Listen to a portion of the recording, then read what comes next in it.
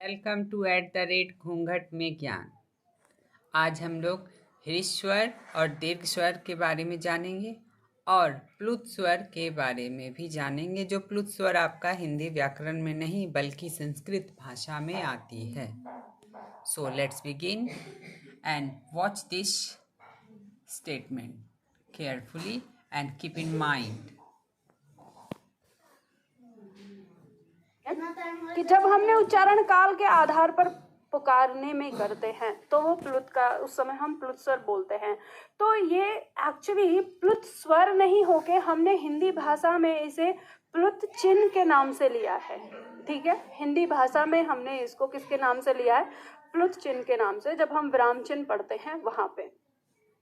और प्लुत चिन्ह में ये जो साइन होता है ये हमें बताता है कि जब हम किसी शब्द के बाद इसको लगा देते हैं, जैसे मान लो हम किसी को पुकार रहे हैं, हमने अगर इसको ऐसे लिख दिया इस तरह से, तो अब हम इसको मोहन नहीं पढ़ सकते। हम इसको कैसे पढ़ेंगे?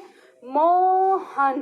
ठीक है, और इसमें भी एक विशेष बात यह है कि इस चिन्ह का प्रयोग सदैव दीर्घ स्वर के बाद ही होगा। आप इसके बाद नहीं लगा सकते, ह या न के बाद। Yes, कहाँ लगेगा? दीर्घ स्वर के बाद ही। ठीक है, तो इसका प्रयोग होता है पुकारने में, तो प्लुत चिन्ह को हम लिखेंगे विराम चिन्ह में। ठीक है, ये बात समझ गए हम। तो इस बात को ध्यान देना, इसीलिए मैंने यहाँ पे नीचे लिख दिया है। कॉपी है बिल्कुल उन जो कामता प्रसाद ने अपना लिखा है कि संस्कृत में प्लुत नाम से स्वर का एक तीसरा भेद माना जाता है, पर हिंदी में इसका उपयोग नहीं होता। अब ये बताओ, जब हिंदी भाषा में वो है ही नहीं तो हम जबरदस्ती क्यों लिख रहे हैं उसको?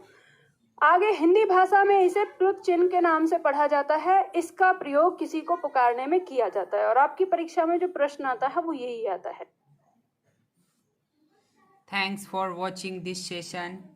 Bye. See you soon. Let's subscribe, like, share.